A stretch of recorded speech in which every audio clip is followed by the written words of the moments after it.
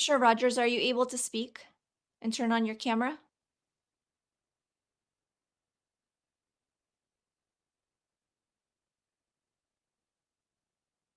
Commissioner Rogers, I sent you a request to unmute.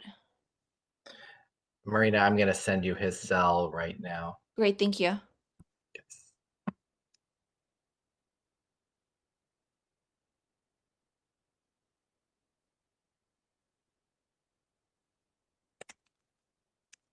I know everyone is excited to get started for this work we have in front of us tonight, so I appreciate everybody's patience as we're doing some troubleshooting on our technical difficulties.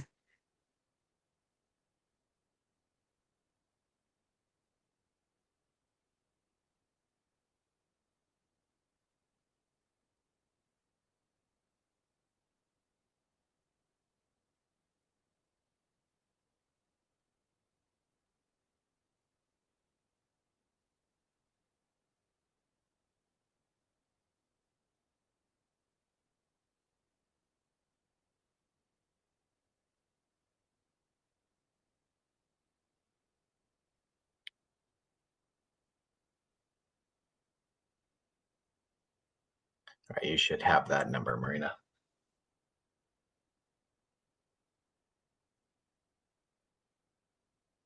All right, Commissioner Rogers, we are calling him now.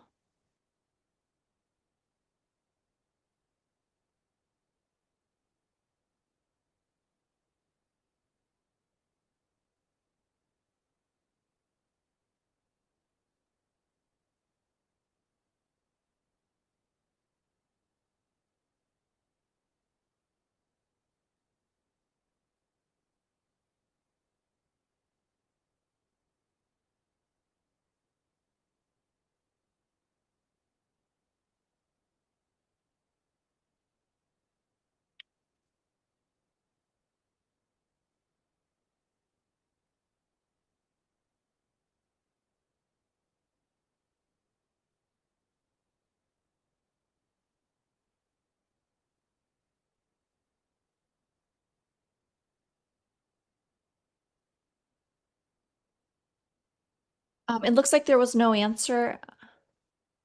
I'm going to try again.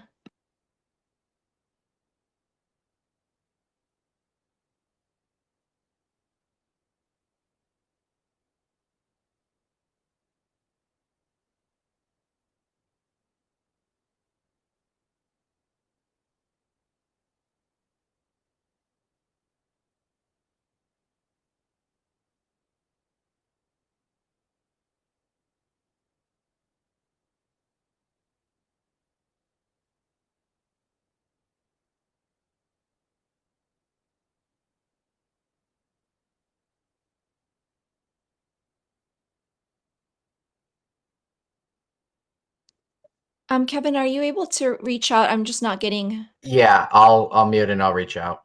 Okay, thank you. Yeah, it just seems to not be connecting. Yeah, do we want to? So I think the first part is just introductions. If we want to get started, because we're about almost 15 minutes in, and I know we've got a lot of important business to get through.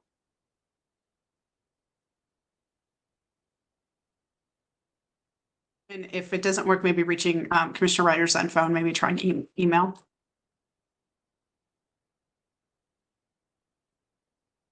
Okay. Chair Harrington, are you fine if we proceed?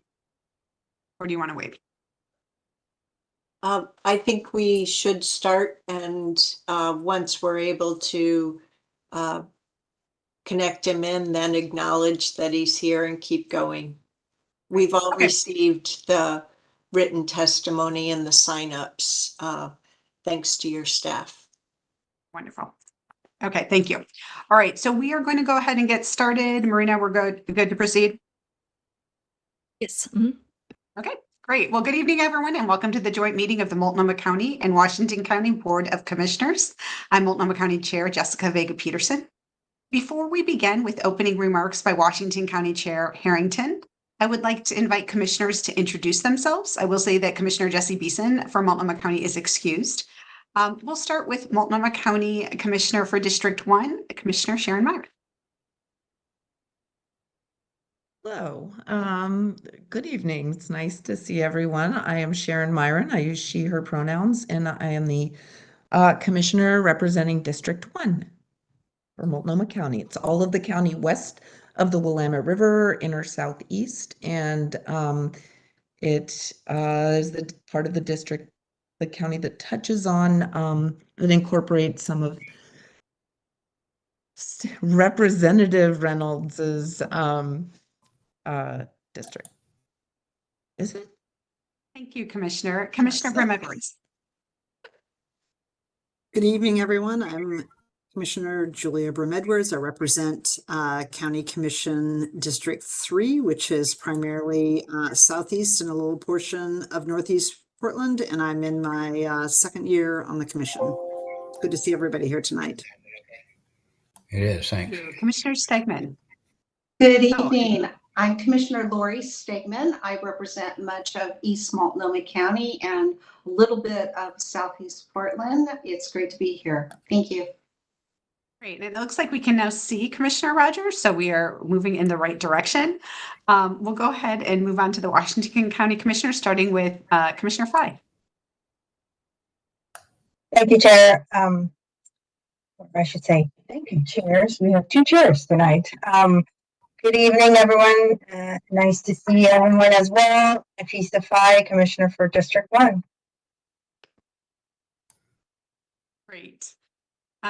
We will move on to, sorry, just lost my place. Commissioner Treese. Good evening. My name is Pam Treese. I use she, her pronouns, and I am Commissioner for District 2 in Washington County. I abut Multnomah County. I'm one of the furthest east of the counties in Washington. I include Cedar Hills, Cedar Mills, parts of Raleigh Hills, Bethany, and a part of Beaverton, as well as a small part of Hillsborough. Thank you, Commissioner. Commissioner Willie. I think you can hear me on the phone. I'm not hearing you through the screen, so I'm not sure what's going on. But I'm Roy Rogers. I represent. Commissioner, oh, yeah. Commissioner Rogers, are you able to hear us? Figure out how to do this. So we are able to hear Commissioner Rogers now? Okay, looks like it. Sorry, Commissioner, go ahead, please, Commissioner Whitley. Roy's always trying to get ahead of me. Everything he does, he's trying to get ahead of me. Roy, can you hear this? Over me. Yeah. Yes, Okay. he can hear you, Commissioner Willie. Okay. Again, Jerry Willie, District 4, which is the western side of Washington County, basically Hillsborough West. District 4 touches Yamhill, Tillamook, Clatsop, and Columbia counties, and has a large portion of rural land as well as 6 cities. Great, thank you. Commissioner Rogers, if you're able to come off mute, we should be able to hear you now. If you would like to introduce yourself. Are you asking me again? Sorry, I've got a combination of things going on here. We've got a phone to the ear, and I'm looking at a camera. I'm Roy Rogers. I represent District 3, and that's the southeastern quadrant of the county of Washington. And I am a brand new commissioner, so I won't tell you the number of years. It is a lot. Okay, thank you, commissioners. I'm glad we were able to get through that. I'd like to now turn it over to Washington County Chair Harrington to provide opening remarks. Thank you, Chair Vega Peterson, and good evening, everyone. I just want to thank my fellow commissioners who've taken this time to join us for this important process tonight. I'd also like to thank the candidates for their interest in partnering to advocate and support our great community. And finally, I want to say welcome and thank you to the public who is engaged with this process and who have joined us this evening. I look forward to learning and engaging with each of the nominees tonight. Thank you so much. And back to you, Chair Vega Peterson. Thank you so much. So I will say that officially, this is the time and place designated by the Secretary of State, the Multnomah County Board of Commissioners, and the Washington County Board of Commissioners to fill a vacancy in Oregon State Senate District 17. The Democratic Party of Oregon forwarded 3 nominees for our consideration today: Pradna Patil, Lisa Reynolds, and Joel Shapiro. First, we will provide an opportunity for public comment, followed by a question and answer session with the nominees, and then we will conclude with a vote for the vacancy. Marina, I'll turn it over to you. Wonderful. This is the opportunity for public comment on This is the time for the board to hear public testimony, not for board deliberation. When it's your turn to speak, I'll call your name and unmute you. I'll call start time for 2 minutes when you begin speaking and announce when your time is up, at which point please wrap up your sentence. Chair, we received 4 verbal testimonies and 3 written testimonies, which were shared with board members and staff. First, we have Mayor Lacey Beatty. Mayor, are you able to unmute and begin speaking? I am. Wonderful. Thank you. Chair Vega Peterson, Chair Harrington, members of both commissions, for the record, I am Lacey Beatty, the very lucky mayor of Beaverton. I'm here tonight to strongly urge you to select Representative Lisa Reynolds as the next senator for District 17. As a mayor deeply involved in both state and local politics, I can attest to Rep. Reynolds' profound understanding of the needs of our cities and counties.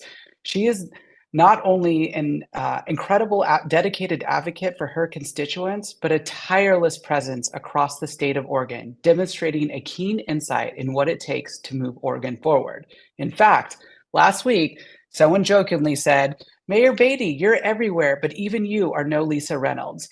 The recent federal elections highlighted the stakes at every level of government. Federal funding decisions significantly impact our local resources, making it more critical than ever to have a partner in the Senate who understands that collaboration among all levels of government is essential.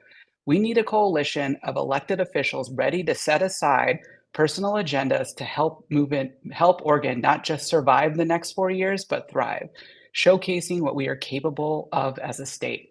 On a personal note, Rep. Reynolds is a trusted pediatrician at the clinic where both of my vice mayors go. She even goes above and beyond to answer my ridiculous questions about my own children on weekends. And that level of dedication speaks volumes to me, both as a mom and a public servant.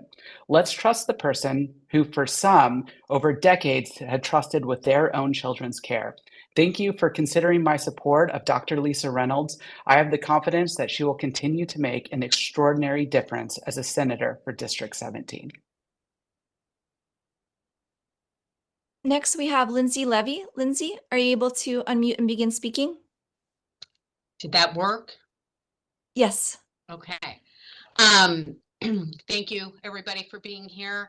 I was not as formal as the mayor, but I would like to say that I have literally been in the trenches with several people here, but especially Dr. Reynolds. I begged her to run. It's very legendary. And I feel like during these times in particular, first, I want to say how proud I am of the state of Oregon, particularly our little region where the rest of the country seemed to go very red. We went very blue, and we care about people. And I know as a mom, as Lisa's friend, as an activist, that Lisa cares about people. I'd like to share a personal story of one time during the first Trump administration. God, I hate that I have to say that. I came across an immigrant family. I was very concerned about them, and I ingratiated myself to them and then begged Lisa to come to their apartment. 12 of them, they had recently been out of ICE. I begged Lisa to come and evaluate the children. And there were 12 people living in a 1-bedroom apartment. And Lisa came on her own time, schlepped over, spoke Spanish. Mine was pathetic. And then gave me advice on how to proceed to help these children and the adults get the care that they so desperately needed. So she does what needs to be done. She always leads with a level head. I can say when I've been protesting with her, some people, Sharon, run towards the danger. Other people run, when we would see the stormtroopers, as we called them, coming, we would make sure that we were in a safe area. I trust her to make decisions, especially with the worm brain RFK being named recently. I think Lisa is the right choice at the right time.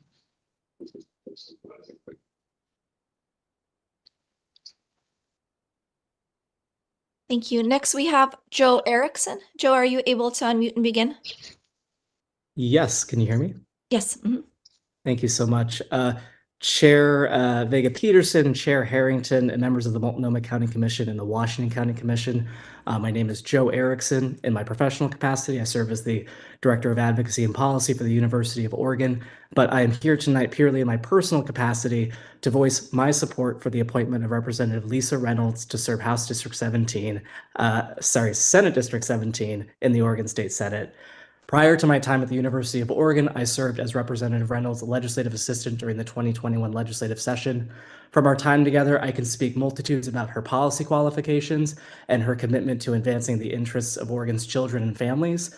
But what stood out to me most from our time working together in 2021 was her tireless commitment to constituent services.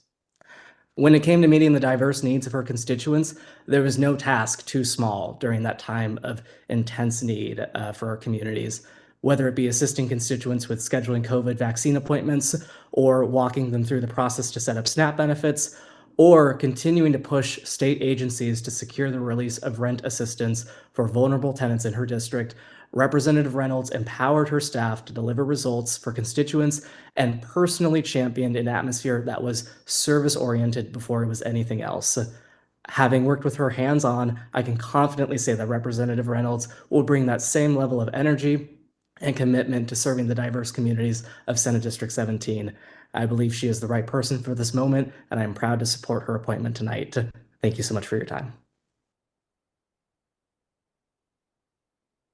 Thank you. Next, we have Representative Shannon Jones Isidore.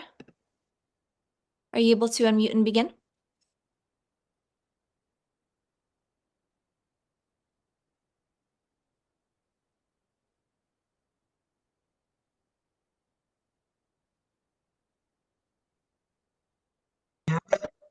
Perfect. Outstanding, outstanding. Here we go. So yes, first greetings, chairs and commissioners. And I just want to say I can truly appreciate all the candidates who have stepped forward in this moment. And today I am here to support and represent Representative Reynolds. I met Reynolds, 15 months ago, August 2023. She comes to Oregon Change Clinic, her and another representative, and they are looking at some of the things that we are doing to support those who are in need of housing and in need of treatment. And then from there, I become a candidate, I become a applicant for Emerge Oregon. And who is on the panel? Representative Reynolds. So I began in her asking questions and inquisitive and really getting to know me. And then what actually happens is a little bit later, a few months later, I'm the Democratic nominee for the sister district, District 33, and that's when I get to spend quite a bit of time with Representative Reynolds. Then we're at community events together, we are at town halls together, and I get a chance to really hear and experience her values, her interaction with constituents, and I believe that values and integrity is highly important. And so I'm here supporting Representative Reynolds for our senator. That is all the public testimony we received. Thank you so much, Marina, and thank you so much for everyone who testified this evening. So now I'm going to explain the procedures for the hearing, and then I will ask for a motion to adopt the procedures.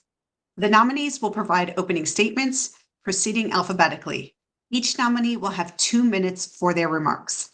Commissioners will then ask questions to each nominee. We will rotate which nominee answers the question first.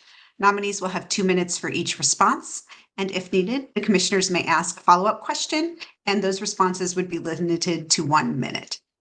After the board has finished their questions, each nominee will be given 2 minutes to provide a closing statement.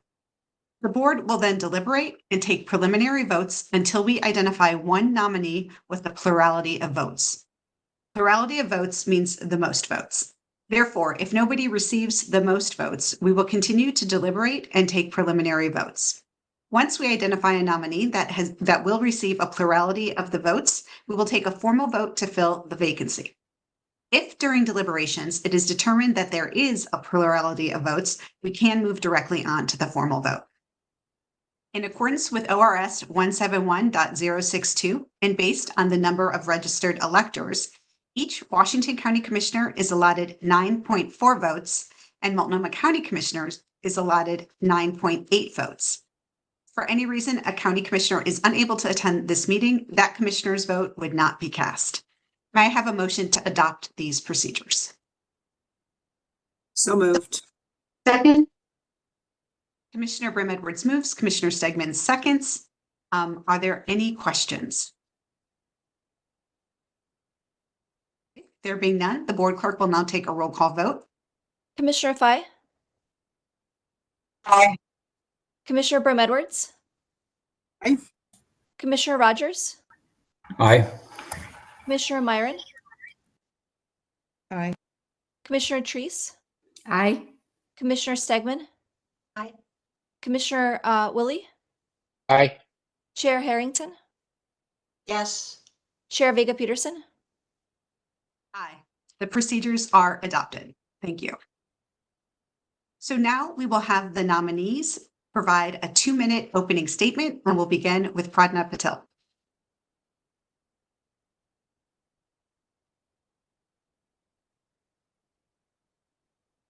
Hello, good evening, everyone. Can you all hear me okay? Yes. Okay. Hi, my name is Pradnya Patil, and I am a first-generation Indian American, a mother of 2, a scientist turned technologist who has worked across many industry vectors here in Portland, Oregon, including OHSU, Nike, and now Intel, a volunteer at the Washington County Budget Committee. I can tell you what the budget was for 2024, PCP, and your neighborhood leader. I am so proud to be a graduate of Emerge class of 2024, and I'm honored and humbled by the support of the PCPs, which got me here. And I do want to extend that support to Lisa for her appointment to Senate District 17. And here is why. Growing up in a middle-class family in India, I moved to United States for a better opportunity, higher education. I have lived in the States for over 20 years. 15 of those years have been in Portland, where I have witnessed firsthand the many challenges our community has faced and has overcome together. However, we now find ourselves in the most challenging periods in our history. And I believe there is a pivotal movement to bring fresh, focused leadership to the state Senate, which I believe Lisa will bring. We need a voice, not only to protect our community from the pressures from DC, but also to focus on critical priorities here, right here in Oregon, including our district. And that's why I support Lisa. Thank you. Thank you so much. We'll now hear an opening statement from Lisa Reynolds. Thank you very much. Thank you all for being here tonight. I know I love how seriously that this process brings out the best in everyone. So my name is Lisa Reynolds, and I'm the state representative for Oregon House District 34, which is roughly the western half of the Senate district. And before redistricting in my first term, I represented a section of the eastern half. So I have deep experience across the whole swath. But more importantly, I've been a pediatrician in this community going on almost 30 years. And it's this work, meeting families day in and day out, which has given me a front row seat to what is working and what is not working for Oregonians. And I decided to run for office about 5 years ago now so that I could do more for Oregon families than what I can accomplish in the exam room. And we've made some progress, right? We've implemented a child tax credit. We've expanded access to childcare and behavioral health services.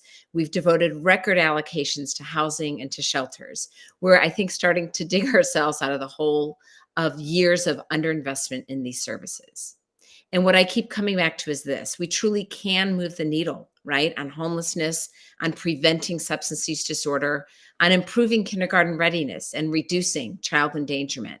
And the common through line here is that we must end child poverty. My focus has been relentless on this front, and my priority for the next session, which I've talked to several of you about, is what I call Momnibus 2025, which seeks safe and secure housing for pregnant people and families with babies and drives up postpartum supports. I've met with hundreds of members of our community and with the providers of care, with government deciders. These are not shiny new programs. It's about rethinking our priorities and listening to the science. I take very seriously the job of representing this district and my quest to make Oregon the very best state in the country. Thank you. Thank you so much. We'll now hear from Joel Shapiro. Thank you, everyone. I'm Joel Shapiro. I will share the comments that I gave yesterday to the PCPs. I am here to support Representative Reynolds, helping to fulfill our statutory obligation to have at least 3 names to put forward. And as I said to the PCPs, given my background, I hope that I'm somebody that they can be proud of for engaging in this important process, and it's an honor to be with you. I've done a lot of public policy work throughout my professional career. I worked in Congress for about 10 years. I served as chief counsel to Senator Wyden. I've done a couple of sessions in Salem as a law intern and as a policy staffer for a representative who represented part of this district back in the old, very old maps. I have been very involved in both campaigns and civic volunteering. I am the board president of the Oregon Consumer League. I serve on the board of the American Constitution Society, which is a legal organization. And I've in the past served on the board of the Oregon Violence Against Women PAC and the Bike Walk PAC, and numerous other civic organizations. Currently, I'm the executive director and co-founder of the Trafficking Law Center, which connects survivors of sex trafficking with pro bono legal services and engages in public policy advocacy on behalf of survivors of trafficking. Having the opportunity to speak about public policy with all of you is really a pleasure, and I'm pleased to be able to support Representative Reynolds in her application to be our next state senator. Thank you. Thank you all so much. We are now going to have questions from commissioners. So commissioners will have the opportunity to ask questions to each nominee. Nominees will have 2 minutes to respond, and the order of responses are going to vary with each question. And as a reminder, the commissioner may ask a follow-up question, and those responses will be limited to 1 minute. I will call on commissioners, and we'll begin with Commissioner Fye. Thank you, Chair. Lisa, Dr. Reynolds, Representative Reynolds, great to see you, and great to see the other 2 candidates. I really appreciate your remarks and joining us tonight and participating and being part of democracy. You know, I was originally, I'm a fan of your commitment to public engagement and how you really engage your constituents, and I feel like you're always in my inbox. So I do agree with Mayor Lacy Beatty said. You are really a champion of people. I'm going to ask you something that is happening at the national level, but is really crucial at the state level. I was going to put on my county hat, but solidarity is the name of the game now, and we're all in this together. What is, there's a lot of fear. There's a lot of fear around mass deportations. What's your commitment to protect Oregonians, and what kind of fight do you have in you going into this? Thank you, Commissioner Fye, for the kind words and for that question. You know, Oregon has, I believe we still have the strongest sanctuary protections in the country. We have continued to strengthen sanctuary protections for our neighbors. over the years through rejecting certain ballot measures, through passing bills in the legislature. And it's very clear that Oregonians share the commitment to that our law enforcement cannot interact with immigration and the CE part that I'm sorry, immigration and whatever ICE stands for. That has been reaffirmed over and over again. And I think we all will renew our commitment to our neighbors who do not have legal status in our state, so that ICE cannot act on them simply for the basis of them not being here legally. So you have my word. I think you probably will have a lot of people's words that will not change. And our law enforcement understands the laws and will obey them. And we will protect our neighbors who are here and have not yet received status. And I will tell you that I have worked really hard to improve resources to our immigrant neighbors who are seeking a change or full citizenship status through bills that I have sponsored. We haven't quite got over the finish line. We'll be back in 2025, but we need to provide legal services so that our neighbors can come out of the shadows and feel safe in Oregon. I think they probably have felt pretty safe here now, but the national climate is certainly making it very concerning. So I appreciate the question. You have my vow, you have my word, no question. Thank you. Thank you so much. We'll now go to Joel Shapiro to answer the same question. Thank you. When I worked for Senator Wyden, one of the issues that I handled was immigration. So back then, which was about 15 years ago, there were certainly differences, but it didn't take on the sharp partisanship that it has now. And I think that Representative Reynolds and other leaders in our legislature can help the public understand what's going on with immigration and the demonization that is being made. My grandparents were refugees and immigrants to this country, and so I know a little bit about the fear and concerns that people have for their safety in their surroundings. And the tactics that ICE may use as federal agents is in many ways beyond the enforcement abilities of the state. And so it does put our leaders in a difficult position to protect our neighbors. During the campaign, I talked with a lot of people about candidate Trump's proposal to round up and deport as many as 20,000 people. I don't think that's the accurate number. So I hope that the state of Oregon will use all of its resources at the state and local levels to protect our neighbors. And it's going to be a challenge for sure. Thank you so much. Pradna Patel? I said this in my opening statement as well. I think Lisa and others, her legislator partners, have to really protect Oregon from what's coming down from DC. And it is going to be a very hard job. And immigration is going to be one of the big things that they really have to protect us from. The idea of what Joel said, gathering the immigrants and deporting them, to me, it is as un-American as it can be. I mean, our country is founded with the basis of immigration and immigrants. And with that in mind, now President-elect Trump, the policies that they're putting in DC cannot be any more un-American. So I do feel it's even more high time, for people like Lisa and others in Oregon to stand up and not just work with other senators, other leaders, other reps here in Oregon, but also to fight this fight all the way to DC to make sure that our people and our neighbors are protected. And it is going to be a tough job. And I do believe that Lisa is up for that tough job to shield us from these type of pressures that are going to come down from DC. Thank you.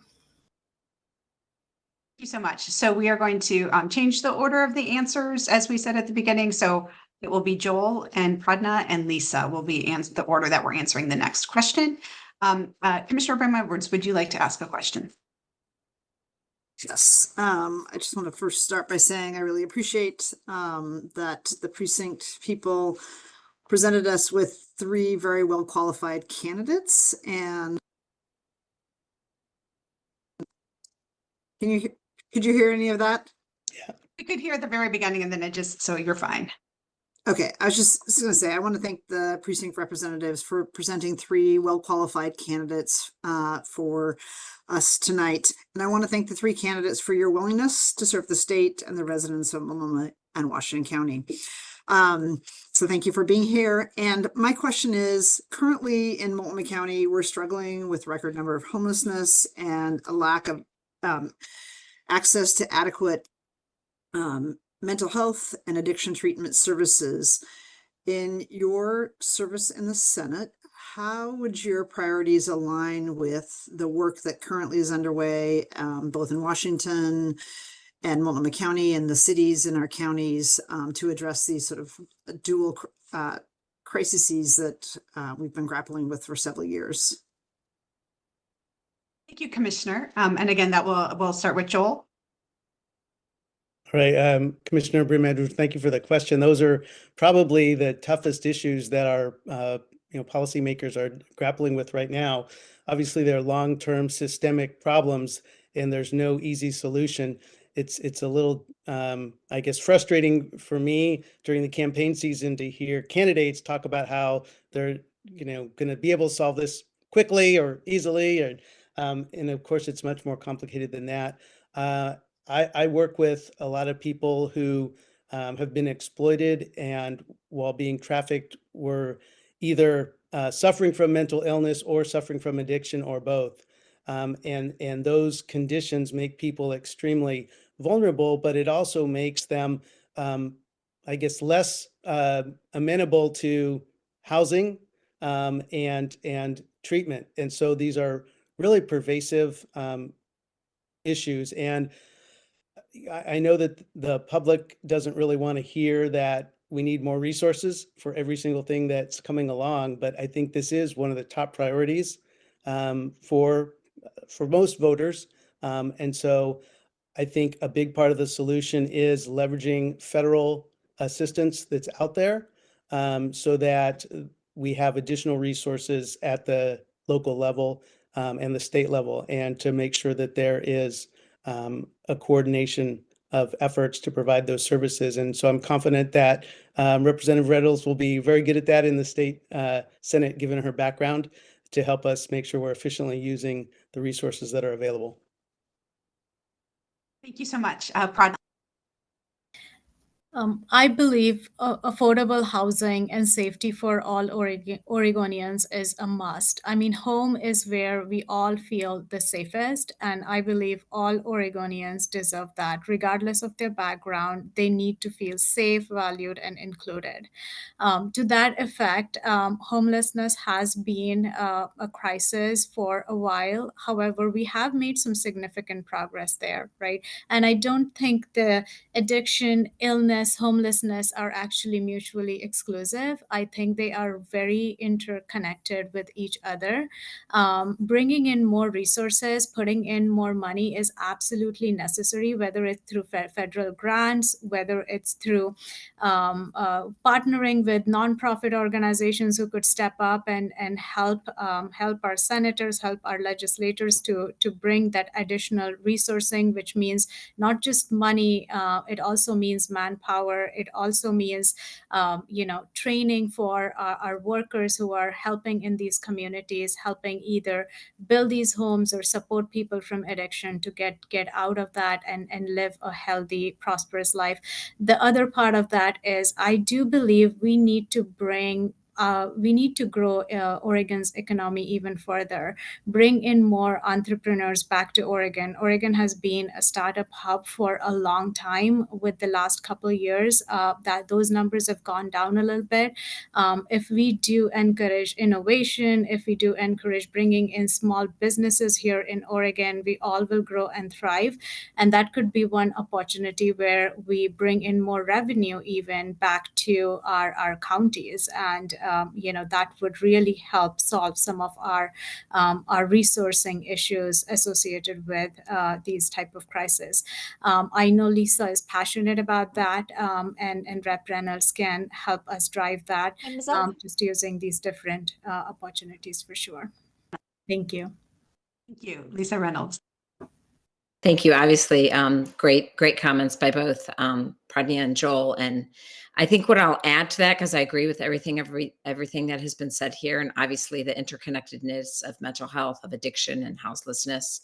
I'm going to go a little bit upstream as a pediatrician, and I think you often hear us saying it's going to be tough to treat ourselves, especially out of our addiction crisis. What we really need to do is really focus also on prevention. It's a yes and I think prevention has fallen by the wayside because of the crisis that's right in front of us. But I've been really heartened by the expansion of school-based health centers, and a large proportion of kids who access care in their school are accessing care for mental health reasons. I'm proud of my clinic, which has embedded behavioral health specialists. So when I have a young person in crisis, I'm getting pretty immediate help for that patient. We've also retooled how we practice pediatrics so that we're providing mental health care in a primary care visit. I was just with the amazing folks at Lines for Life, a suicide hotline here in Oregon that has focused on youth, has an agricultural hotline, has a construction worker hotline, and certainly has addiction and services for addiction and services for veterans. So we have put a lot of things in place. We have a long way to go, but I'm really proud to be in a state where this is first and foremost, not on all of the county commissioners' minds, but certainly our governor has made it a priority, and the legislature has put record funding into these services to build both infrastructure and workforce. We obviously still have a long way to go. And it's crucial that we think about prevention, including our school-based health centers and social emotional learning, both as early as the preschool, and I would even argue as early as the first few months of life, which is a whole other topic. But really proud to be in this work with all of you, and you can count on me being laser focused on raising Oregon from our low standing and providing this care. Thank you so much, all of you. And we'll now go to Commissioner Rogers. Commissioner Rogers, do you have a question for the candidates? Right, go ahead, Commissioner Rogers. Thank you. I guess the computer gods are against me tonight. I can see you, but you can't see me, and I can only talk through Kevin's phone. I don't have any real questions. I would simply comment that when I actually ran the first time, which is 40 years ago, if you can believe that, I had some very good advice from a mayor in King City who said we need fewer politicians and more statesmen. And she was correct about that. So I hope, Lisa, as you obviously are going to be appointed tonight, you have two other very capable people who have pointed to you and said you're the one. And I have looked at all the resumes and I concur with that. I hope that you find that we cure the divides in this state. I hope that we find cures to differences of opinion. And I hope as we represent everyone throughout the state that we find that we're probably more alike than we are not. We're not that divisive. We just need to sit there and talk. And so I'm hoping that we don't just focus on differences.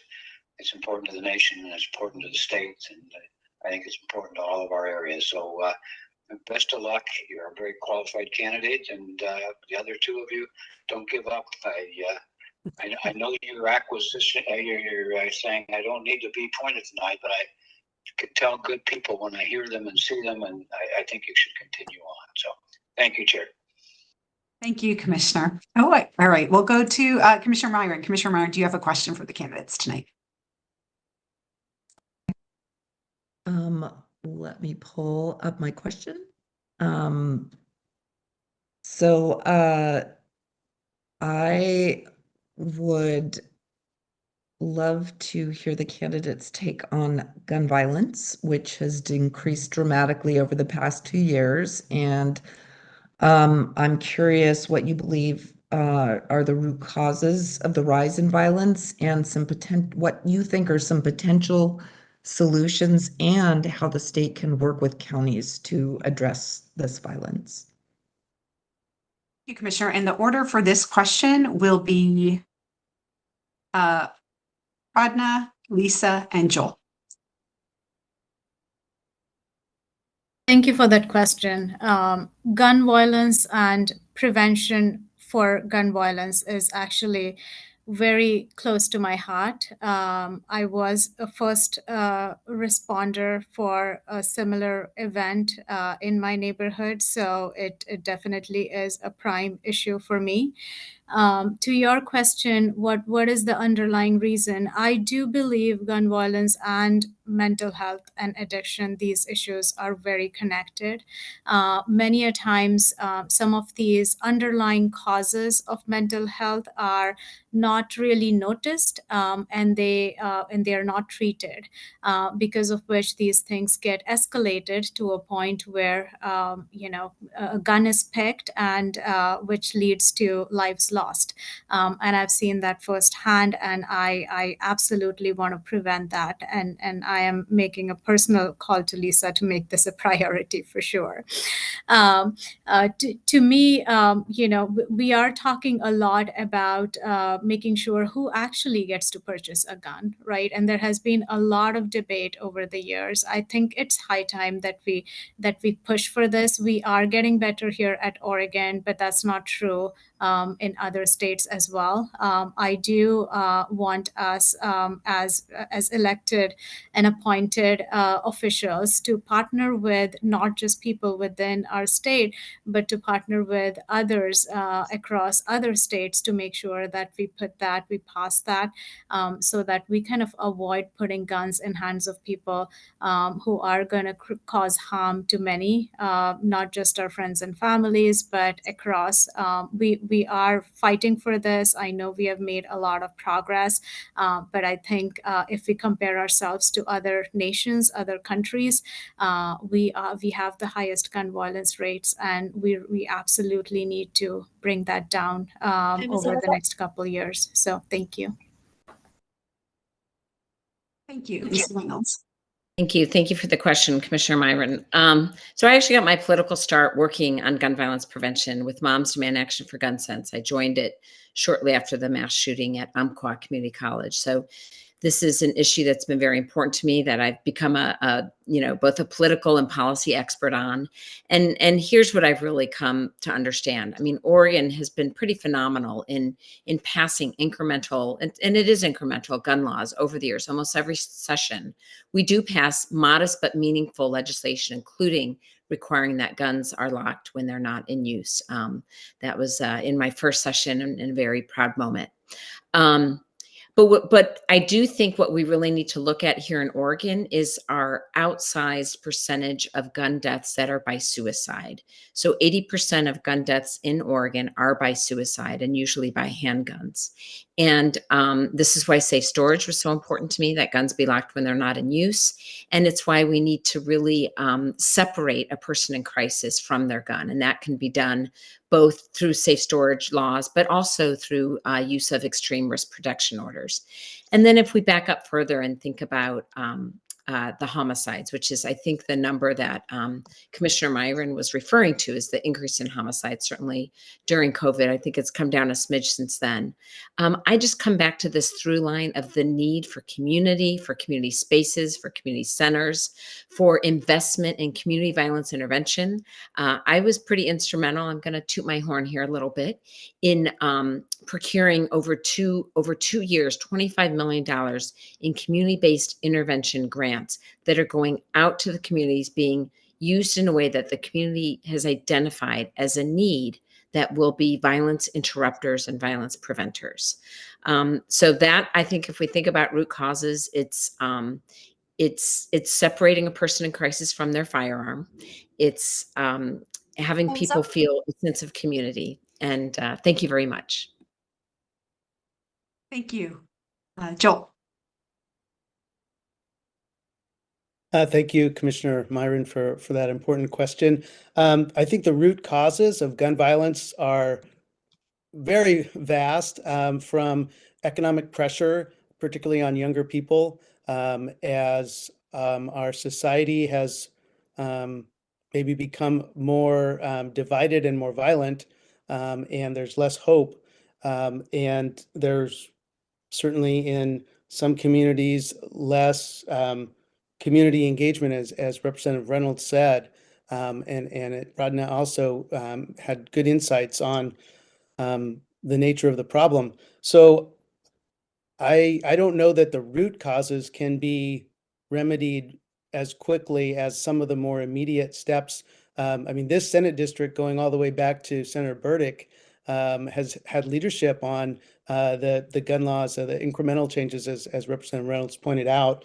And again, I think in partnership with the federal government, which probably is not going to be a very good partner over the next 4 years on this, but certainly Congress has an obligation to try to restrict ghost guns and the importation of guns, the exportation of guns that leads to transnational violence. So I do think that intervention in schools could be helpful in teaching kids more about gun violence, and also just providing more opportunities so that the resort to violence to settle problems through guns is, there's more opportunity to go in other ways, and that is not seen as a way to address whatever is lacking in people's lives. So thank you. Thank you so much. So for the next question, that will be Commissioner Treese, if you have a question, and then the order will be Lisa Reynolds, Jill Shapiro, and Pradna Patel. Thank you, Chair Vega Peterson. I do have a question, and it's frankly building on the question that Commissioner Brim Edwards asked, but it's a little bit different focus in that I'd like to ask about workforce development in regard to behavioral health workforce. It's an issue right now of high importance to our county because of our opening of the Center for Addiction Triage and Treatment. And I know the state has been very positive and very helpful in getting us to an opening point. But right now, what we're faced with is the issue of adequate professional services to meet the needs that will be generated by that center. I'd like to know if selected, what solutions will you enact to resolve this shortage? And thank you to all of the candidates for being here tonight. I appreciate your perspectives, and also I appreciate your grace. Thank you. Well, thank you, Commissioner. Yeah, thank you. Thank you, Commissioner Treese.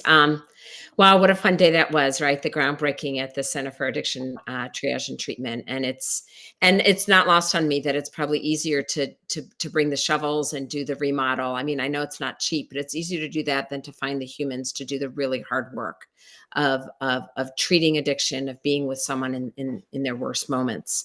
Of course, part of this comes down to the reason why it's challenging to find the workforce is because we continue to undervalue this workforce, and we aren't paying the living wages, or at least, the augmented wages that people would expect for doing this. And this is, we see this a lot in healthcare, right? What I get paid as a pediatrician is more than what my psychologist colleagues who do yeoman's work with my patients in crisis. So we need to bring parity to how these people are being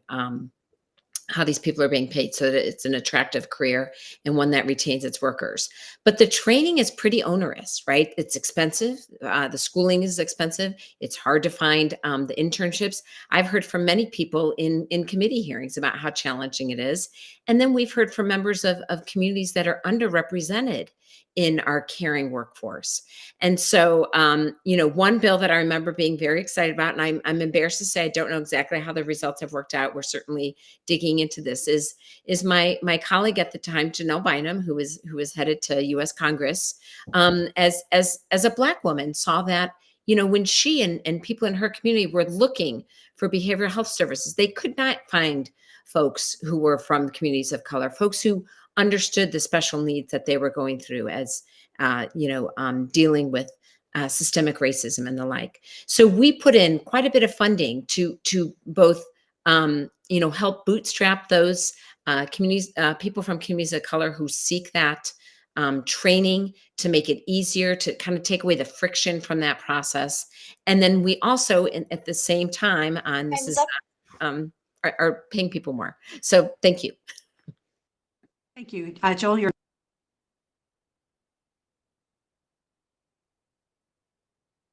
Thank you. So when I was a deputy district attorney, one of the assignments that I had on occasion was civil commitments, and seeing the people that work with mental illness and I guess kind of the range of solutions that would be helpful to have, that we are lacking. And I know that both Washington County and Multnomah County have been struggling with the state hospital and the inadequacy of capacity and services. And so I think that the workforce of people that are dealing with mental health, we do need a greater investment, and we need greater variety. Both my mom and my sister are they have social work degrees, and I work with people who have, again, gone through very serious trauma, and most of them addiction, and often a mental health diagnosis as well. And people often say to me, with the work I do with victims of sex trafficking, is, oh, that must be really difficult and challenging, and emotionally difficult with the vicarious trauma. And of course it is, but I always say that it's the people that provide the direct day in, day out services that have a much harder job than I do, working with them for the most part after they've been out of the life for some time and have reached a much greater level of stability. So I have a tremendous admiration. And again, I hope that the federal government can step in and provide more resources. I really see that as more of their role. And we know that over the decades since the Reagan administration, that support hasn't been there. Thank you. Pradna. I agree with everything Lisa and Joel mentioned here. I do think it's not just a job, it's a noble cause. And when it comes to resourcing, it's absolutely the training and the education that is needed to actually increase the workforce who could support this, but it is also retention of the workforce. And that boils down to, continuous training. It's not just one-time degree, but continuous training, because this workforce is exposed to people. When we talk about mental health and addiction, there are so many layers underneath there, and everybody is qualified to tackle a specific issue, but there are so many other things that they need continuous training on, depending upon what situation they need to be put into to support this cause. I do believe that we absolutely need additional federal funding to improve that workforce, as to increase that workforce, but also to make sure that they get the right training, the right material needed to support this, and also they feel safe while doing all this, and that requires money. I do also feel like this is where an outreach program, working with local communities, working fundraising, grants, those type of things would also add to the budget, because I know, working on the budget committee in Washington County, I know that there are some limits there too. So how do we use that, but also, kind of have other avenues be resourceful to get some additional funding from nonprofits and other community engagement groups would also be helpful to enable this workforce to support these clinics. Thank you. Thank you so much. We will now move to Commissioner Stegman to ask a question if you have it, and then the order for that will be Joel, Pradna, and Lisa. Thank you, Chair. Thank you, Pragna, Joel, and of course, Lisa, for all being here and allowing the PCPs to fulfill their commitment to this process. So the question I have, as many are very concerned about the incoming administration, there has been concerns that there could potentially be defunding of jurisdictions who have DEI, diversity, equity, inclusion, departments, programs. And I'm just wondering how you will all protect funding streams from the federal government or supplement if we lose, because I don't believe Multnomah County is going to shy away from having that department. And I think about our cuts potentially, the federal cuts to our health and housing programs like Section 8, potentially reduce Medicaid funding. I mean, and so you can that's a really broad question, so you can kind of pick and choose how you want to answer it. But, the bottom line is that I'm really nervous about not receiving a historic level of funding because we offer DEI. Commissioner Stegman, that's a challenging question. It is broad, and I don't know if I can answer it in a way that meets your satisfaction, but I'll give it a shot. We certainly know that the state legislature has a really challenging job to meet its budget obligations when it looks at the resources it's getting from the federal government. And during the campaign, there was a lot of talk about, well, is this just campaign rhetoric, or is a Trump administration going to actually be able to implement some of these more draconian policies that were talked about? And I do think it will take some time for that policy to filter through, just given the time that the federal budget, takes shape and then reaches the federal agencies, and then they issue grants and pass through funds to the state. So I think there will be I think it will take a long time before that really becomes a crisis. And I hope that there will be some leadership in Congress on the Appropriations Committee to prevent very reckless partisan rhetoric from filtering into actual on the ground policymaking. So I think there's going to be some insulation, and I think that local implementation of those policies is not threatened in the short run. 4 years is a long time, so that I think it could be a problem later. But in the immediate term, I think there will be ways to change the terminology and the vocabulary, and to continue to implement the values that we cherish.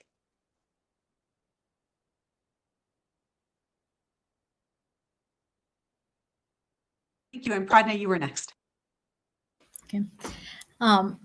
Yeah, so definitely a hard question, and things that I wish I had some sort of a foresight to figure out what the administration is going to do in terms of cuts. But that is absolutely a fear that all of us have in terms of cutting all sorts of funding and budgets in different areas. I agree with Joel that maybe it's not going to trickle down as soon as we think it would be. Having said that, the campaign rhetoric versus the real work, when they start doing the real work now, when they get into the office, I do believe they need people and they need projects and policies to be successful, and that requires funding. At the end of the 4 years, they do want to show what they accomplished, and cutting down funding, especially critical funding in some critical areas, is going to hurt them and hurt their success as well. So I do think that's I'm hoping, being optimistic, optimistic. That's not going to trickle down as fast as we think, and may not trickle down the way we think it would. Having said that, I believe in being proactive, and what you mentioned about supplemental funds is something I do think we should start preparing for.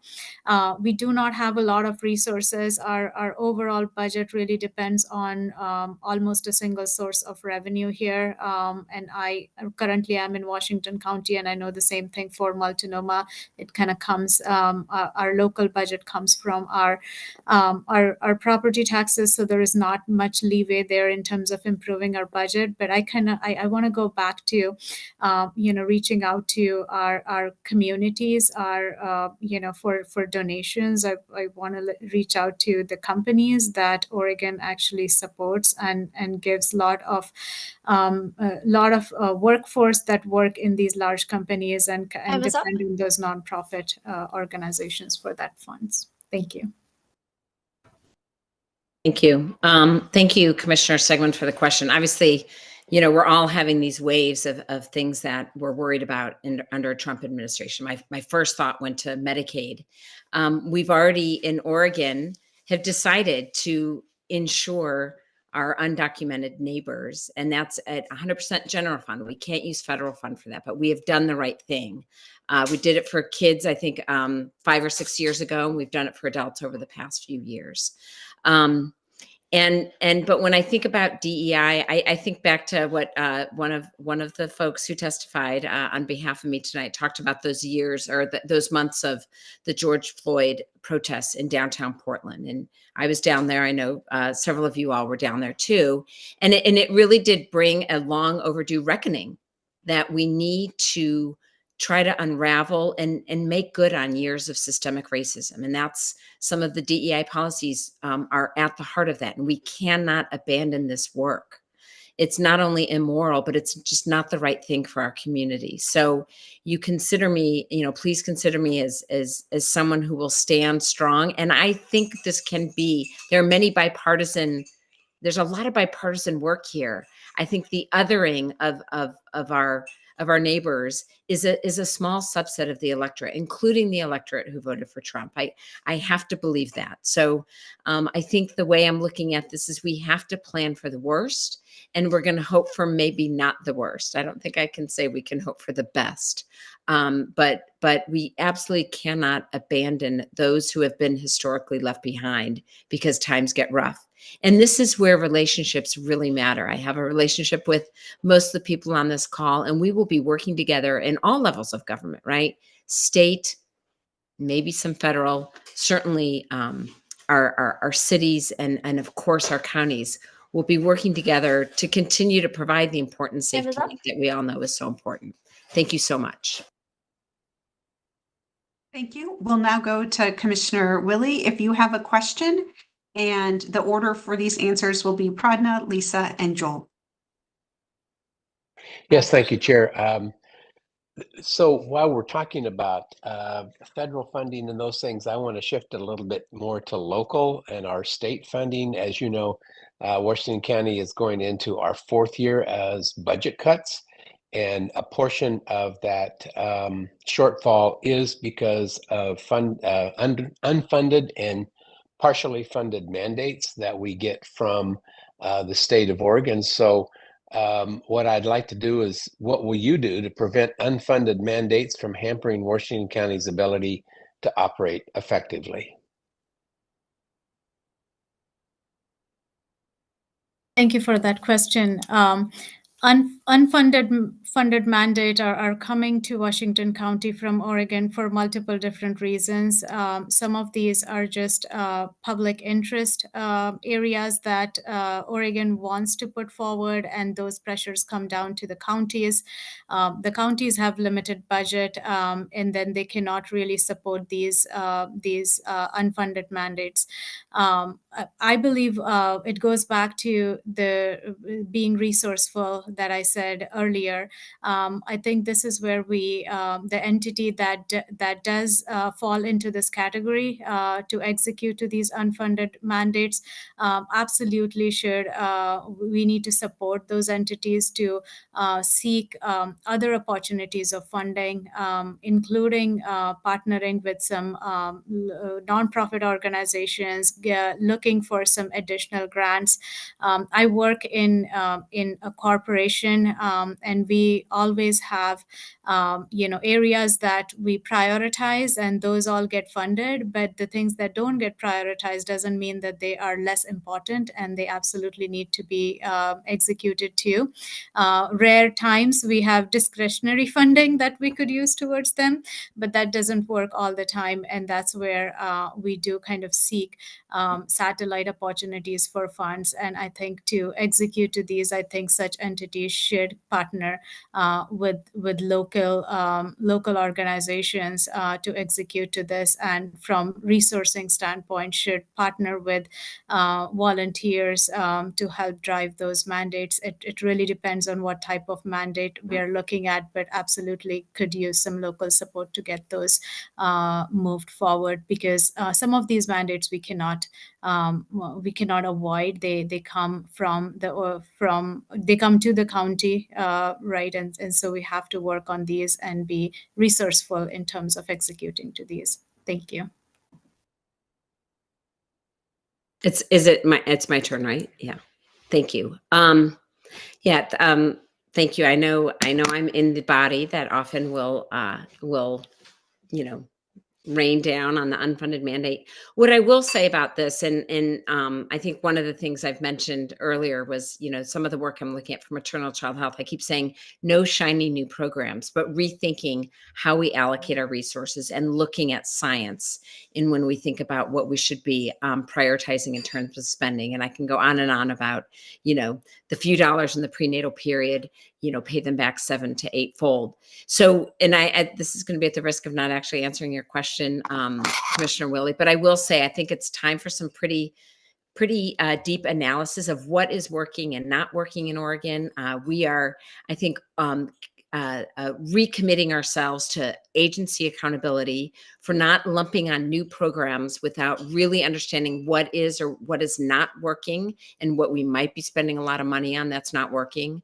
And so I think with that, I will do my best to not pass through unfunded mandates. I think we can even talk about a big chunk of our education policies are unfunded mandates, right? But I think we kind of need to tear a lot of things down and build from scratch. And certainly the House Majority Leader Ben Bowman is talking about this. It's a bipartisan issue, and I would love to be partners in all of this with you. I think we're going to have to do better with what we have, right? So thank you.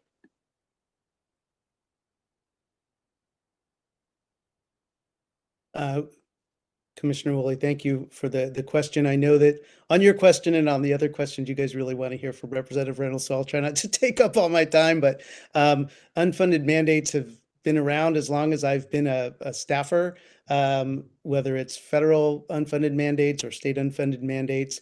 And I know it's frustrating. I've been a staffer at the county level as well as the state and federal level.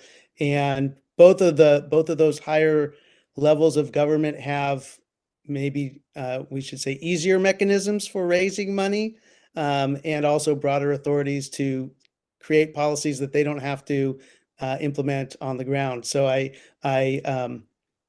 feel your frustration, and I just would say that I hope that with Representative Reynolds' obvious deep ties to other levels of government, and that will ease that problem, working with Association of Oregon Counties, with League of Oregon Cities.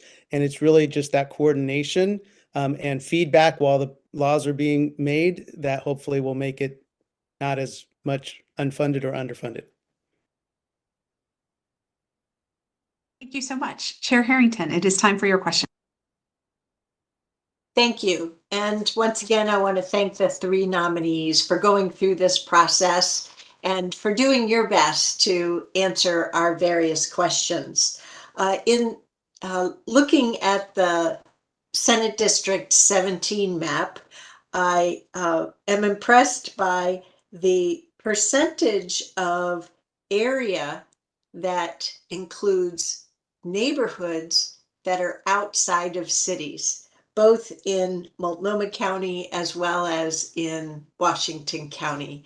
And I'm wondering if you could reflect back to us what it means to you to have such diversity in this Senate District 17 area.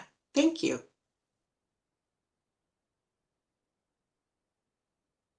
Am I first? I'm sorry, I lost track. Am I? No, sorry, I dropped, I was picking something up, so I missed saying it. So the order for this one is actually Lisa Reynolds, Jill Shapiro, and then Pradna Patel. Well, I'm sitting here in my living room in Bethany, which actually was voted like one of the best towns in the country. And I'm like, it's not a town, but anyway, it's a community. It's amazing. Don't get me wrong. They're stringing Christmas lights on a huge tree outside the Starbucks today. So you're absolutely right, Chair Harrington. And I have spent a lot of time in Washington County as a pediatrician and now as a legislator. So I think it's really fascinating diversity, and you know, it has forced me to probably get to know better the sheriff and understand the role of county services in these unincorporated areas that look quite a bit corporated. So I really welcome it, and I love engaging with the folks here. It's certainly, I've had conversations with the THPRD folks and some of the challenges there, and how the funding happens for our public parks, which is, you know, among one of the best systems in the country. So I find it really interesting, and going to this CPO meetings, which of course I'm not going to remember what that stands for, where we have unincorporated areas with various villages and communities that come together and try to solve problems, you know, a little more on an ad hoc basis, but certainly with their county commissioners on speed dial. So I really welcome the diversity here. Of course, we're also really fortunate to have quite a bit of rural land in Senate District 17. And as someone who raised their kids on 12 acres in Western Washington County, I feel a real affinity when I'm driving through those rural areas. So I appreciate the question. I embrace not only the diversity in here, Washington County, but I'm not going to lie, I'm actually pretty excited to get back kind of at the Multnomah County table, which is where I forged my first term as a legislator, and back working with all levels of government in Portland's recovery and revival. So it's an amazing district, and I feel very fortunate to be in the running for it. Thank you. Chair Harrington, thank you for the question. One of my closest friends lives in unincorporated Multnomah County, and his area is very tightly knit. So people that grew up there get together for holiday parties and things like that, and I get to see that that sense of community. And of course, Portland is really well known for its neighborhoods, and I can't speak quite as much to you know, Beaverton and Hillsborough, and I know certainly people in those areas, and Forest Grove and a lot of these communities. So I think everybody has a pride in place. I know that I really like reading the Northwest Examiner that is focused on neighborhood issues in Northwest Portland, and I previously lived in Southwest Portland.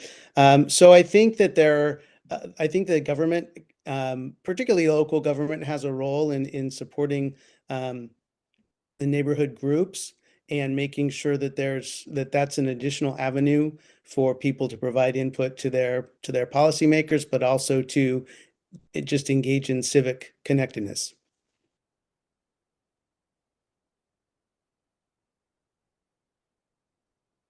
I have lived in this district for more than 10 years, so I can speak a lot to this question, but I will limit by saying that I just love the diversity, which is not just cultural diversity, but intellectual diversity, the economical diversity that both Multnomah and Washington County offer. It's unbelievable. I was talking to PCPs yesterday from Multnomah County, where I said to them that you literally live in a forest if you're in Multnomah County, but you are like few minutes away from downtown. Like, how incredible is that? So I think we are really blessed to live in this community.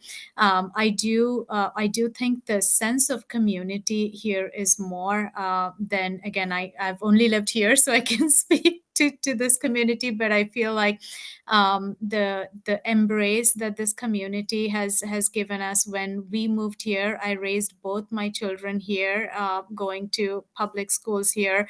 The schools are unbelievable. We talked about THPRD. We fall under THPRD. The facilities and the work that THPRD does is unbelievable. We need that place. We need schools for education, but we need our parks and recs to make sure that our children are developing as a whole child. They need that outdoor learning, and they need all of that early learning education to grow and thrive in future. So I love the diversity, and I hope this continues and our neighborhood continues to be one of the top towns, like Lisa said, here in Oregon. Thank you. You. Thanks, everyone. So I'm going to ask a question, and the order for this will be Joel, Pradna, and Lisa. So my question is a little bit similar to one that was asked earlier around unfunded mandates, but it's more specific around community corrections. So back in the 1995 legislative session, the legislature created a new relationship between the state of Oregon and counties in the area of community corrections. In that agreement, counties agreed to supervise individuals who had been previously supervised by the state. But in exchange, the state agreed to reimburse counties for expenses associated with supervising this population. And every 6 years, the Department of Corrections conducts a study to find the true cost of providing of the services being provided by counties and the amount being reimbursed by the state. So right now, the current study shows a $60 million delta statewide between the cost of services being provided by the counties and the amount being reimbursed by the state. So how will you work to close that gap so counties across Oregon can adequately supervise and provide services for individuals under supervision? Chair Vega Peterson, thanks for letting us end on an easy one. I know. Again, I know you really want to hear from Representative Reynolds, so I'll try not to go on for too long. But I will just say I'll share a story. All the way back when I was in law school in the late '90s, we were struggling with the funding for our prisons and jails, and I was in court one time when the judge said to the county deputy, bring such and such inmate back over here. And the deputy came back a few minutes later and said, well, that person was released. And the judge says, but I had written on the court order, do not release, must be held. And, the deputy kind of shrugged his shoulders like, well, that was your order. But, over in the sheriff's department, we were complying with the matrixing and getting people out of there. And I know that right now it's a significant issue whether somebody is going to be sentenced to more than a year and do their time at the state level, or less than a year, do their time on the county's dime. It is a very significant decision and determination in terms of resources. And all I will say is I understand what you're getting at, and it is a vexing issue. So I hope there's enough money from the state to keep our criminal justice system safe for both the people who are incarcerated and the people that are working in those facilities.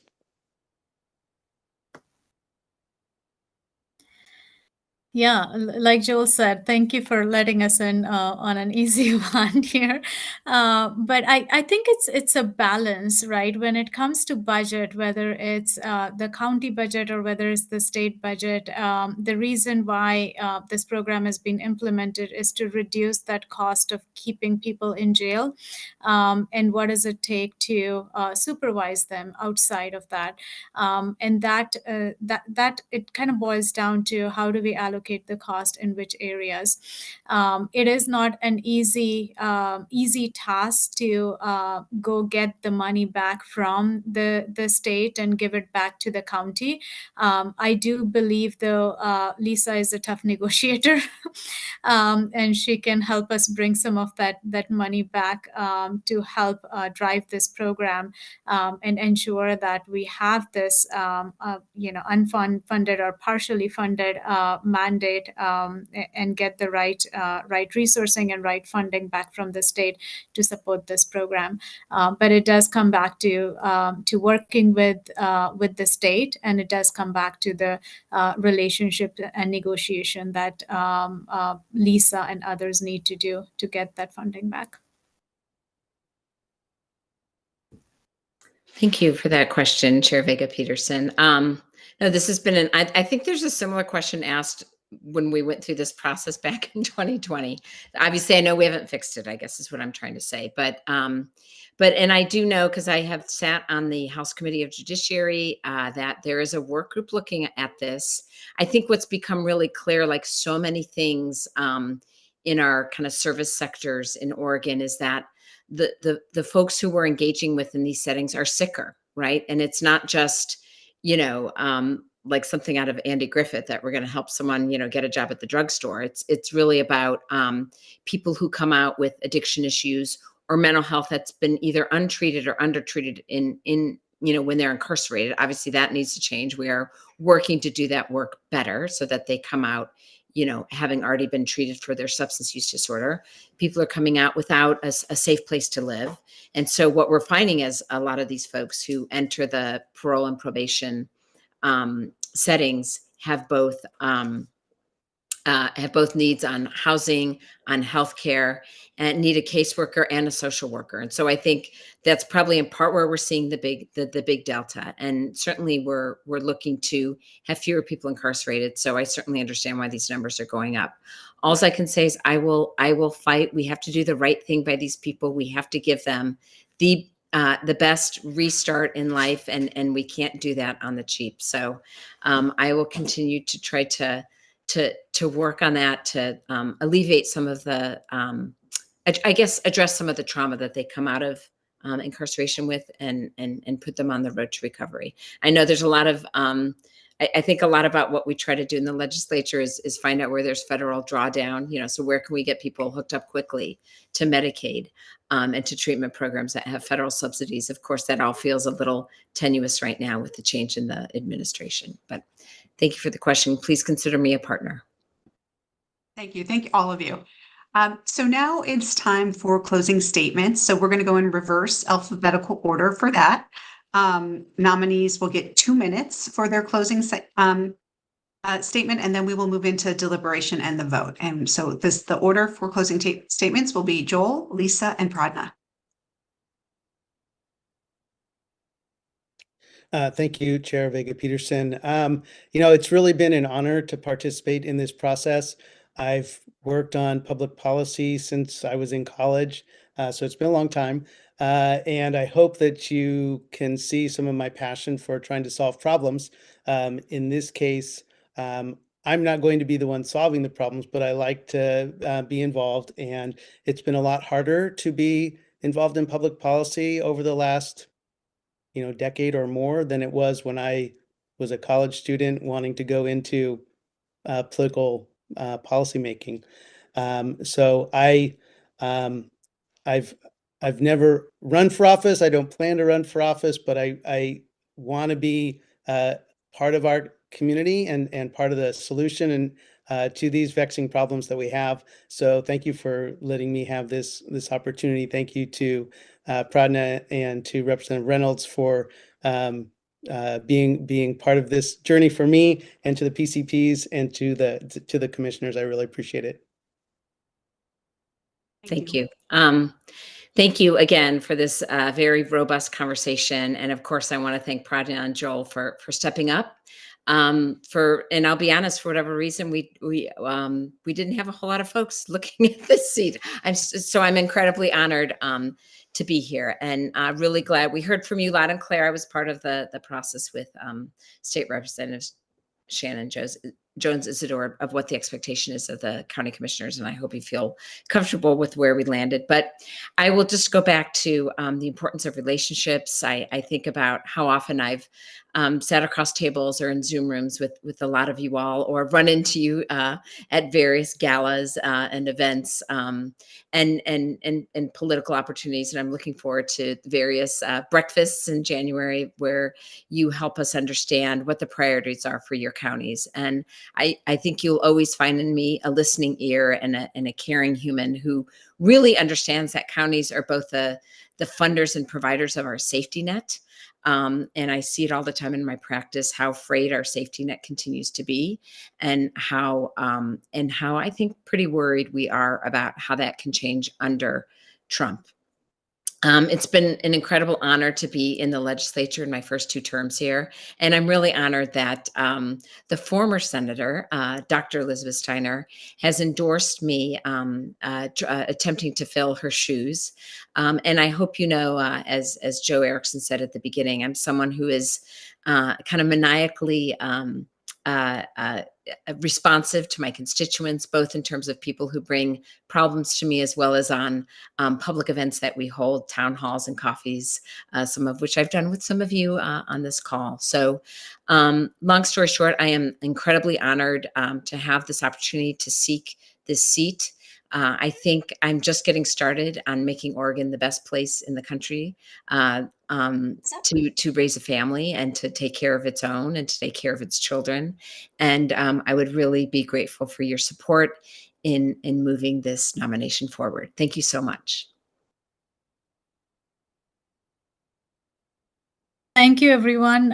Thank you for the time today. I appreciate all of you asking the questions and patiently listening to our answers. I'm here because of my deep commitment to our community and the belief that public service is a powerful tool for continuous improvement.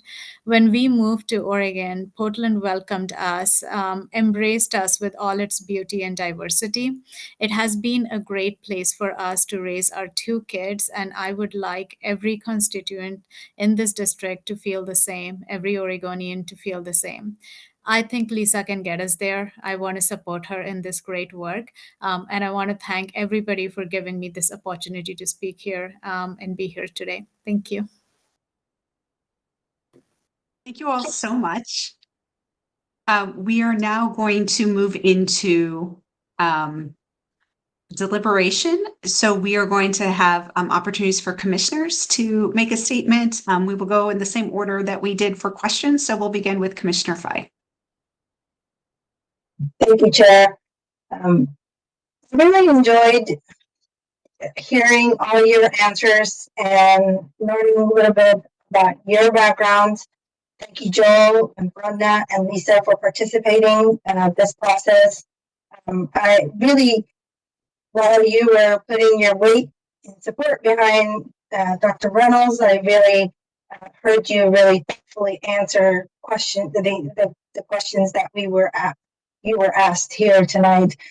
And I really think that you provided an opportunity and a platform for Dr. Reynolds when she becomes a Senator Reynolds to carry forward. I think you really did provide a lot of innovative and creative solutions and some tools to take it to Salem to really deliver for our community, both in Washington County and Multnomah County. So I really appreciate you participating. Brenda, I enjoyed you being part of the Washington County Budget Committee. I enjoyed your participation and really contributing in a meaningful way, and you're doing that tonight, and you have done in our budget cycle, and really helped us as a commissioner and with the community members to make hard decisions. And we're very thankful and fiscally responsible. So I appreciate you. Joe, I feel like we're a family in spirit. We have a shared experience, and I really enjoyed your answers, and I feel like we're going to be connected and shared stories together and stay in touch. So thank you. Dr. Reynolds, I'm a big fan of yours. I will be supporting your nomination tonight. I really think that if not more, you'll continue to be the legislator you are thus far, and you have been. So I appreciate you being in Salem, and you are a voice that is really needed. And as times has changed, I look forward to you stepping up and really playing that crucial role. I really appreciate the racial justice lens that you brought tonight, and yeah, good luck, and I will be supporting your nomination tonight. Thank you, Commissioner. We'll go to Commissioner Brim Edwards. I'm going to start by saying again, I think we're very fortunate to have 3 highly qualified candidates advance for our consideration. And I am going to be supporting Lisa's nomination tonight. I've known Lisa since before she was a state representative, when I met her in her capacity as a parent and community leader, and I was a member of the Portland School Board. And I was appreciative that when she went to Salem, as a legislator, she provided leadership and support on behalf of our public schools. I find Lisa to be smart, thoughtful, committed, and she works and leads with her heart. She's a good listener, and while she has deep expertise, which would be tempting to not seek others' opinions sometimes, the things that you have deep expertise about, I find Lisa to be really inquisitive and seeking out diverse perspectives that may give her a different take on even an issue that she knows a lot about. I've got to say, I was sad and disappointed when the legislature changed the boundaries, and all of a sudden, Lisa was paying more attention to Washington County than she was to Multnomah County. So I'm delighted tonight that potentially we have an opportunity for Multnomah County once again to have Lisa representing a portion of us. I will say that as a county commissioner, I know that we're going to benefit from Lisa's expertise on some of our biggest challenges that we're facing as a local community, and she'll bring that to the Senate. I'll say that I've been honored to work with Lisa, whether it's been as a community leader, as a parent, as a state representative, and I'm going to be honored to work with her once again as hopefully as the state senator and representing not just Washington County, but also Multnomah County again. Thank you. Commissioner Rogers. Did you call on me? Did, Commissioner. It's time just for deliberation into. All right. Well, thank you. I too would echo Julia's comments about the candidates. It's always great to see people who are willing to step forward. I'm not as sad to hear the comments about paying lots of attention to Washington County than Julia is, but I think maybe that's a positive thing to have that balance. And my only other comment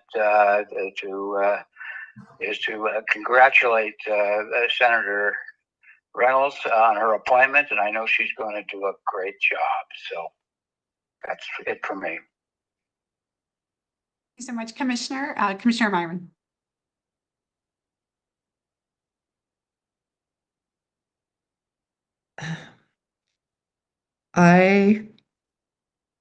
Well, first of all, I want to thank all 3 of you for stepping up and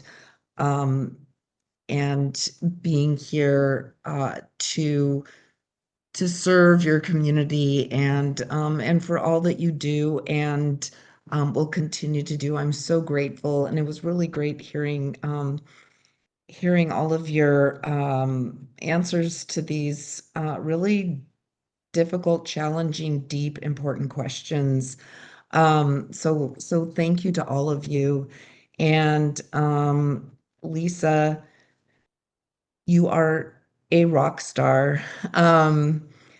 I loved your you say you're maniacally responsive to constituents, which sort of created this image in my mind, but it's absolutely true. You show up. I've witnessed this so many times, including before you became a state representative, and we would just show up places, and you were just everywhere, and always putting people first and asking just amazing questions and wanting to learn and understand, and most importantly, serve the community.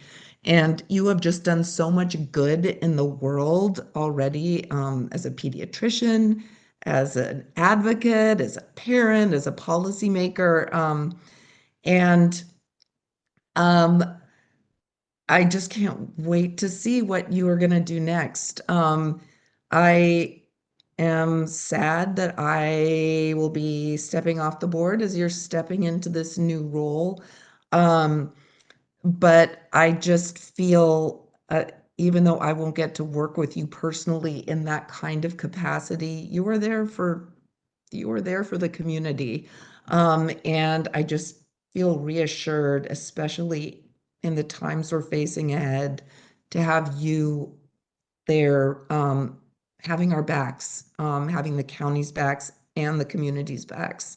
And you're just a gift, and Oregon is very, very lucky to have you. Thank you. Commissioner Treese. Well, I echo all of my fellow commissioners' statements. I want to give a shout out to Joel and to Pradnya. Thank you for being here tonight. Thank you for providing your very interesting and insightful perspectives on the questions that were asked. And as I said earlier, I also want to thank you for your grace in being here in support of Rep. Reynolds at this time. So I appreciate that. I also want to tell my fellow commissioners, thank you for your questions. I think that all of us asked really good questions and thoughtful questions. So I appreciate that. To my friend, to my fellow elected, Lisa, I couldn't be happier to see you move through this progression. There's been lots of superlatives.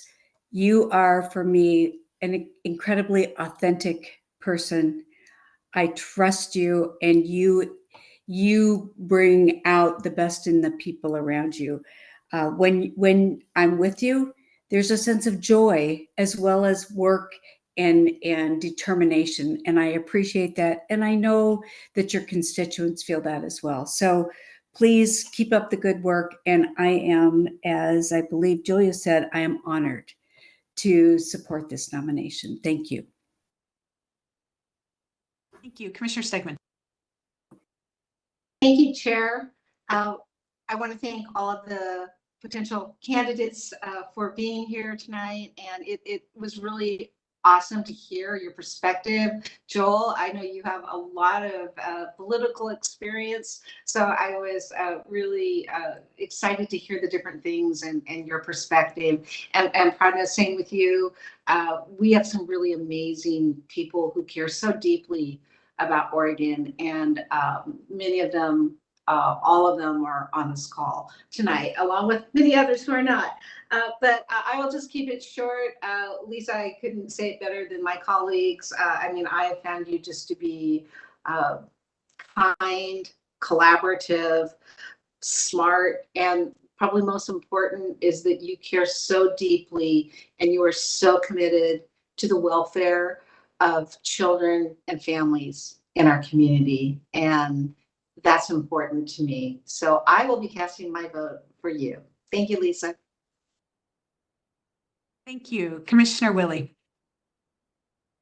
Yes, thank you. I will be casting my vote for Lisa as well. And Lisa, I look forward to working with you in your new position. Joel, and I was impressed with both of you, or all three of you, in the questions and the answers tonight. It was a good dialogue. But Joel, I got to tell you, you said that you never really will consider running for office. Well, I didn't either until somebody in 2007 said, hey, get back to Hillsborough and run for mayor. And that was a new chapter in my life because I was still a partner in a CPA firm. So anyway, it was a challenge, but it's been really exciting and worth it. So never say no, buddy. Yeah, you know, you could the way you answered some of these questions, yeah, I'd say you're in the queue. Lisa, thank you very much. Good job tonight. Look forward to working with you. Thank you, Chair Harrington. Thank you. I want to start with thanking you, Mr. Shapiro and Ms. Patel, for joining in this process, along with Rep. Reynolds. Because of you, we've had not only rich civic engagement here, but one with positive tone, really oriented towards addressing the needs and solutions of our community. So thank you so much for contributing your time through the process with the PCPs last night, the precinct committee chairpersons, with, I'm sure, countless phone calls and emails and whatnot that you took care of through the process. So thank you, thank you, thank you. I also want to say thank you to my fellow colleagues, particularly the Multnomah County Commissioners, as we bid for farewell to Commissioner Rogers on the Washington County Commission, but we also bid farewell to you, Commissioner Stegman, and you, Commissioner Myron. It is very infrequent that our two boards get together, and it's really nice to have the opportunity, as we had tonight, to hear your questions and to learn together. And quite frankly, if we have to share a state senator with another county, I am thrilled that it is with Multnomah County and with this person, Lisa Reynolds. Boy, are we lucky. So as you could probably guess, I do very much plan to cast my vote for Lisa Reynolds to serve as the appointed Oregon Senator for Senate District 17. Thank you. Well, now is my chance to just add my my words, and there will be few words because I think so many wonderful things have been said so eloquently by all of the other commissioners and Chair Harrington tonight. But I just want to say how incredibly impressed I have been with this process tonight. Joel and Pranya, thank you for taking this process so seriously, for stepping forward to putting yourselves through this kind of gauntlet that you go through for this appointment process, even though you are here supporting Representative Reynolds. And so I just want to say thank you. I think you're both huge assets to your community, and I look forward to how our paths will cross in the future, even if it is not in the state Senate. Representative Reynolds, and I want to say I didn't want to use your title during this process just to make it more fair for all of the candidates, but I do just appreciate all of the work that you have done so far in the Oregon House, in representing not just the policy areas that you are passionate about, that you are such a champion and an effective champion on, but also for the way that you truly do want to represent the needs of your constituents, your districts, and that includes the local governments that make up your districts, and that will include Washington and Multnomah counties. And so just look forward to working with you in your new role in this next legislative session. We will definitely be knocking on your door, but we look forward to having you at the Multnomah County Breakfast in your new role as well. So just appreciate everyone's just really giving their best effort to this process tonight. So I am going to say that from our deliberations, it is clear that we do have a plurality of support. So I'm going to go ahead and move on to the vote. And for that, I'm actually going to need a motion to have a motion so to appoint Lisa Reynolds to fill the vacancy in the Legislative Assembly, Oregon State Senate District 17. So moved. Second. Second. Commissioner Treese moves. I believe it was Commissioner Brim Edwards that seconded. And the board clerk will now take a roll call vote. Commissioner Fye, Aye. Commissioner Brim Edwards, Aye. Commissioner Rogers, Yes, aye. Commissioner Myron, Aye. Commissioner Treese, Aye. Commissioner Stegman, Aye.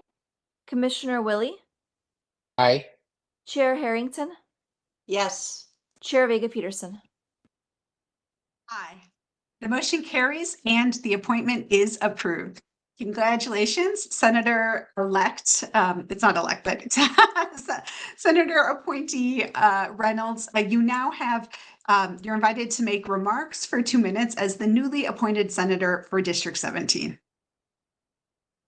Wow, I'm a little speechless, which isn't totally unusual for me, I will say. But thank you all so much. Of course, thank you to my friends and compatriots in this work, Pradnya and Joel, and I hope this experience was as interesting for you as it's been for me. And I really appreciate you putting your best heart and your mind forward in having our, I thought, incredibly robust discussion this evening.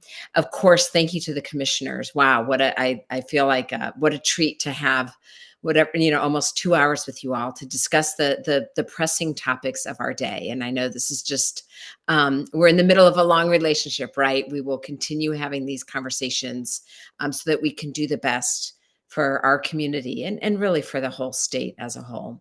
So I'll just close by saying thank you for your faith in me. My door is always open, whether you knock on it or I just have it open. I welcome future partnership. I know our best days are yet to come in Oregon. We may have a rocky road ahead of us here, but I know together we can make sure that we take care of those with the least among us and also continue to build incredible economic prosperity for this amazing state we call home. So thank you all very much. I'm a little choked up. Thank you very much, and for all the kind words. Well, congratulations again. I just want to say a big thank you to all the Washington County Commissioners and Chair Harrington and all the Multnomah County Commissioners, also to all of the PCPs who put forward these candidates. And again, thank you, Joel and Pradnya, for being a part of this process. That concludes our business for this evening. There being no further business, this meeting is adjourned. Thank you. Thank you. Congratulations. Thanks. Thank you for your leadership on this, Chair Vega Peterson. Thank you. Congratulations, Senator Reynolds.